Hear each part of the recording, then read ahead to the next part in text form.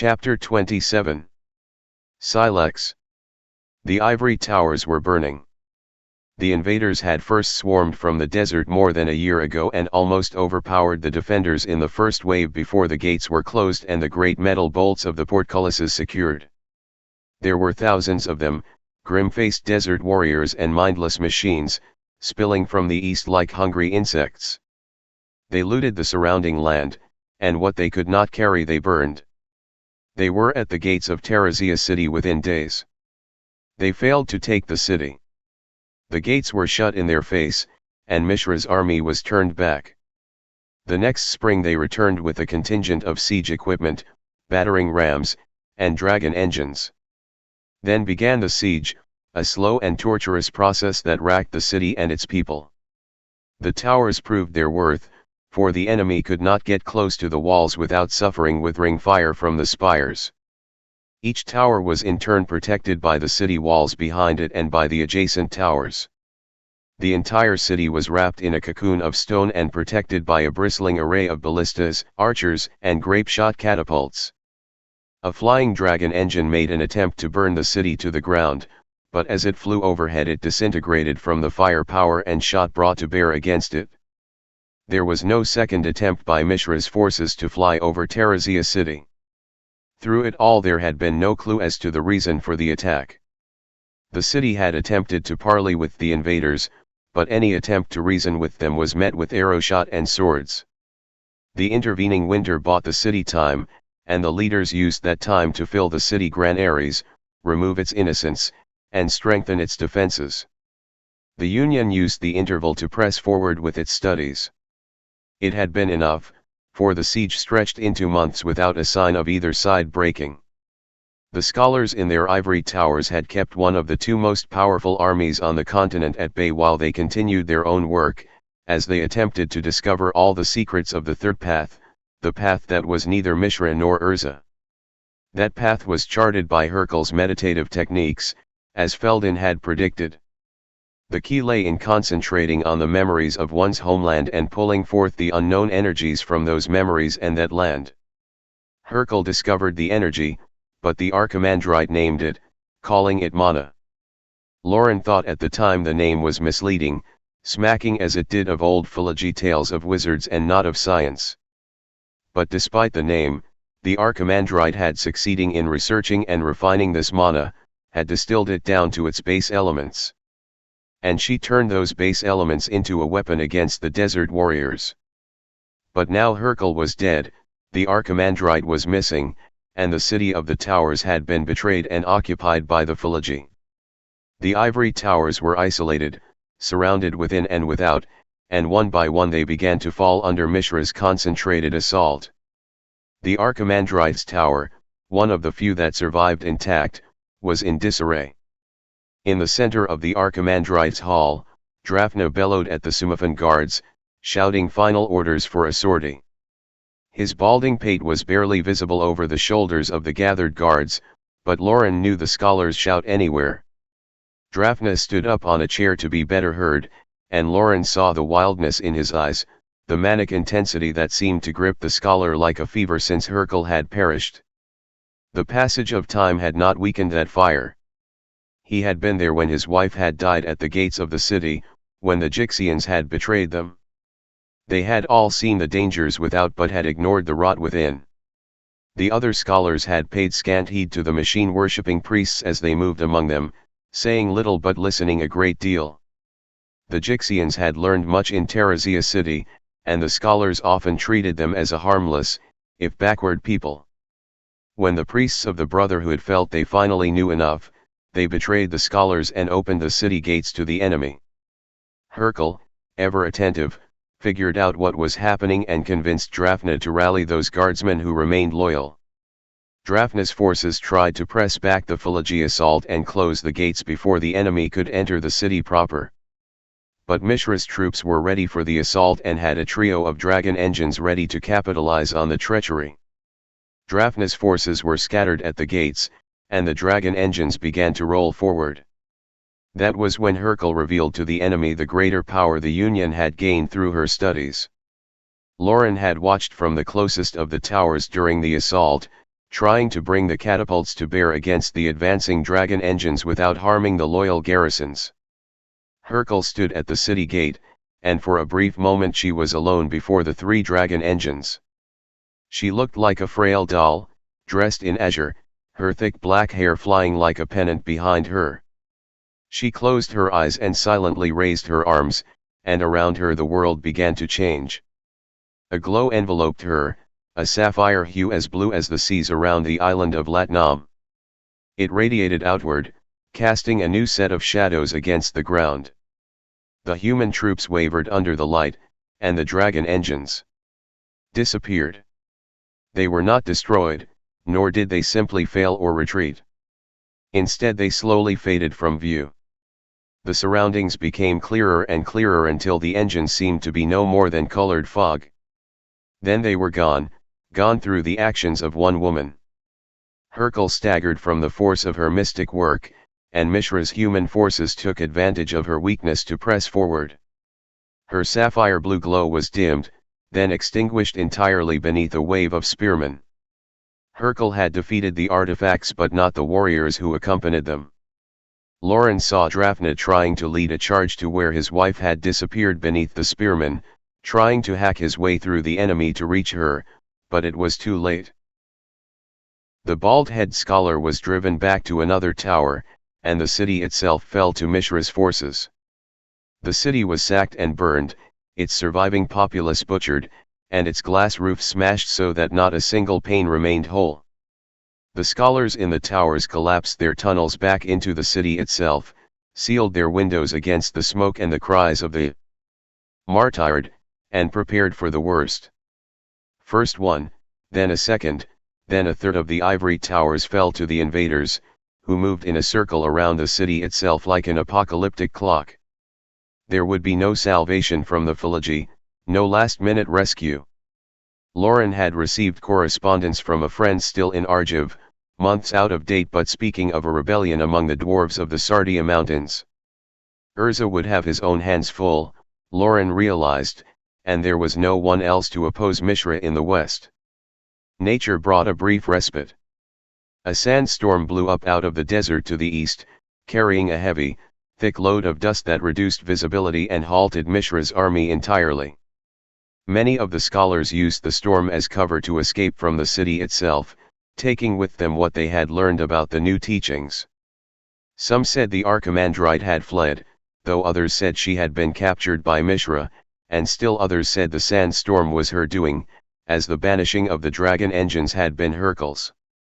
Yet the storm would not last forever, and with its passing the ivory towers would again begin to fall, one after another. Those scholars who had survived were preparing to abandon the city entirely now. The land beneath the towers was honeycombed with tunnels, and enough survived to allow a safe escape to the hinterlands. Drafna bellowed another set of orders at the Sumifan guards and servants, who moved with the calm, relaxed demeanor with which Sumi fans did all things. Lauren looked around but did not see Feldon. She had been sure he would make it to this tower, if he could. She found him in his study, staring at the Golgothian Sylex. He looked up briefly from the copperish bowl and sighed as she entered. "Fill it full of memories, and start over again," he said. "Scrape it all clean, like a glacier." "If what it says is true," said Lauren. "However, I think it would be as dangerous to the user as to its target." Feldon grunted and rose. "I agree. Drafna ordered me to fetch every bit of artifice in the tower.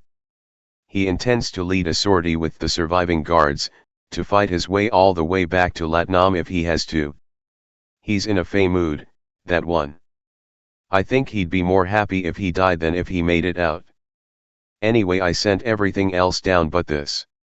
His voice died as he stroked the side of the Sylex. "Do you think it will work?" asked Lauren. "That it will end everything, as it claims." Feldon looked at her. "Do you want to find out?" he asked. Lauren looked at the bowl for a long moment, her thoughts racing. Then she shook her head. "There's too much we don't know about this." Feldon nodded. "Agreed. But if we do not use something like this, what should we do with it? We should destroy it, said Lauren. I don't know if we can, said Feldon. It's been beneath the sea for who knows how long, and it has resisted every attempt to take a sliver of metal from its side. Perhaps Hercule could have done something to it with her mana. Again he let his voice die. He looked at the bowl for a long time. I don't want to give it to Drafna, he said. Are you afraid he'd lose it? Asked Lauren. I'm afraid he'll use it, corrected Feldon. Since Hercule died, he's been, well, strange. I don't think he really cares if the rest of the world survives or not. His world died with his wife, Lauren said, and Feldon nodded in agreement. So take it with you yourself. We have to leave soon. With my game leg I won't get far, said Feldon. He tapped his cane against his twisted limb for effect. I'm going to try to get out, but I think I'd better be traveling light. There was a pause, and Lauren said, You want me to take it? That's where this is going. Feldon gave a bear-like shrug. You're leaving as well, either by the tunnels or with Drafna's charge. By the tunnels, said Lauren. And you're coming with me. Too old, too lame, he said. You'd make better time without me. And there's better chance of the knowledge surviving if we split up. There's a small town at the foot of the Ranum Glacier, called Ketha. I'll meet you there within the year if I survive. But, yes, you should take it. Lauren pursed her lips. Why me? Have you been able to use the meditative techniques? Asked Feldon. Have you been able to pull the mana from the land? Lauren held up her hands. I don't believe that this is magic of any type.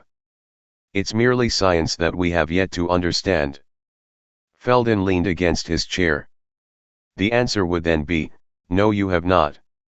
Lauren looked at Feldon, then at the bowl. He was right.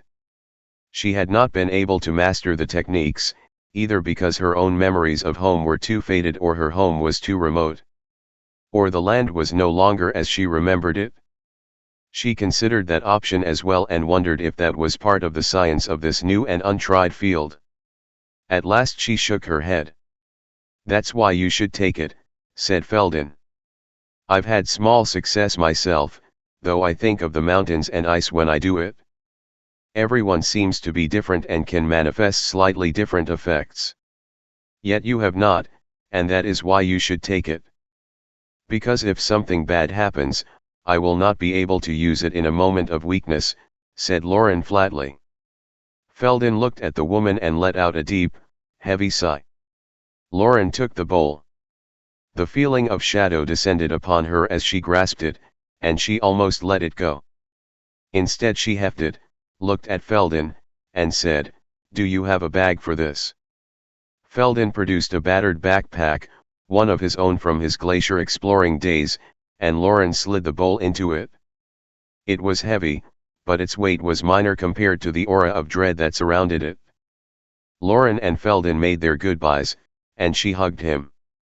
When they parted there were tears in her eyes. Come with me, she urged.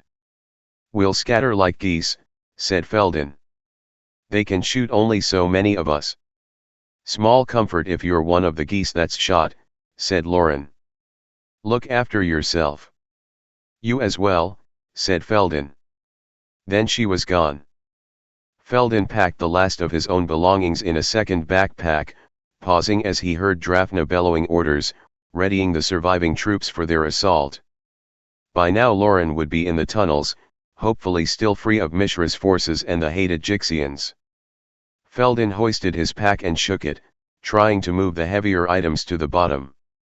Below he heard the great doors of the tower swing open and the cries of the men and women who were going to fight their way past Mishra's army. At least, he thought wryly, that's what they hoped. Feldon counted to 100 just to assure himself they would be gone, then counted to 100 a second time. Then, gripping his walking cane securely in one hand, he began to hobble his way down to the tunnels.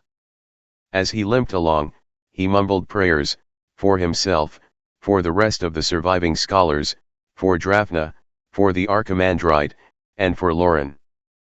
Particularly for Lauren. A month later, Lauren lay dying, her right side smashed and twisted by the rock fall. A few feet away from her, the Sylex had spilled out of its backpack and lay glimmering among the rubble. She had made it to the foothills of the Kolekan Mountains before disaster struck. The surviving populace had flowed through Mishra's lines like water through a steel sieve, spilling in all directions, seeking escape to every cardinal point save east.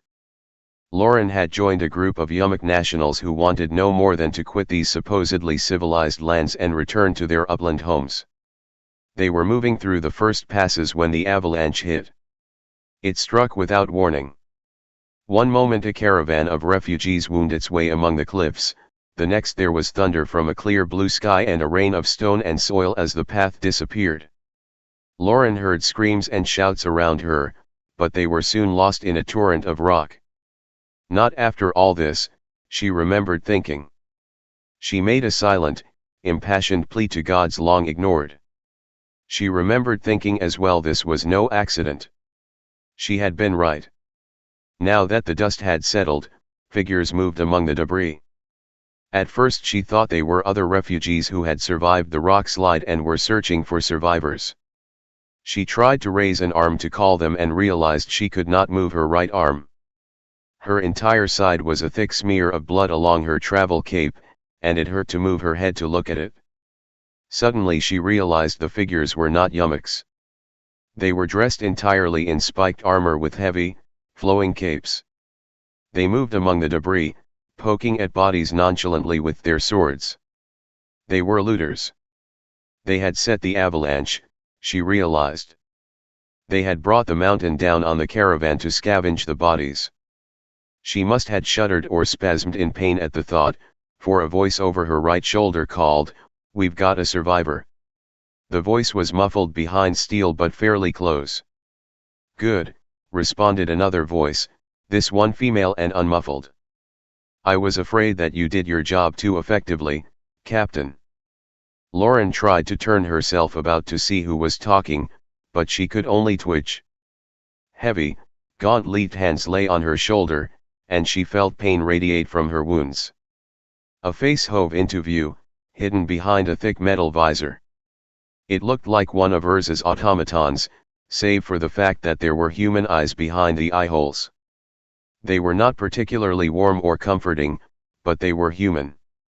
"Alive or dead?" asked the female voice. "Alive, but not by much," said the man behind the visor. His breathing was as sharp as her own, and Lauren realized what was in those eyes. Pain. There was pain in the soldier's eyes. "We don't need by much," said the woman. The armored figure stepped aside for a moment, and Lauren saw the woman. She was dressed in similar, spiked armor, but lacked a helmet. Lauren could see thick red curls spilling onto her shoulder plates. "We just need a little information," the woman continued coldly, "and then she can die like the others." There was no pain in this red-haired woman's eyes. Only power. "Milady, look at this," said the soldier, coming back into view. He was carrying the bowl-shaped Sylex. Lauren must have tried to move, twisted in place, tried to say something. All she knew was that a moment later she was in intense pain, pain that seared through her like a blade. When her senses cleared again, she saw the red-haired leader turning the Sylex over in her hands. Ashnod, she realized, and wondered if her lips formed the words as she said them. But word was that Ashnod had been cast out from Mishra's camp. What was she doing here, with her own soldiers, then? "Interesting," said Ashnod, running her slender fingers along the inside of the bowl, tracing the script within as it spiraled to the base. "Most interesting. And I think our little friend knows about it? You're no Yamuk, nor a Philology. Some scholar from the East, perhaps." Lauren said nothing and wondered if she would be able to die before anything else horrible happened to her. The stories of Ashnod's cruelty were legendary. The red-haired woman seemed to read her mind, for she said, We're going to have to nurse this one back to health, Captain. And then she has much that she's going to tell us. I'm sure of that. Lauren willed herself to die, but her only reward was Ashnod's laughter.